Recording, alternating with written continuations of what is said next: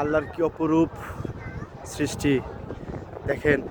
এখানে শুধু পাথর আর পাথর, দেখলেই চোখ জুড়ে যায়, মনে হয় সারা জীবন এখানেই থেকে যায়। ওই যে সেই ভারতের পতাকা আর আমাদের দেশের পতাকা, এখানে দুই দেশের পতাকা। আর এই যে আমার চারিপাশে পর্যটক, যারা বিভিন্ন দেশ থেকে, বিভিন্ন জেলা থেকে এখানে এসেছে।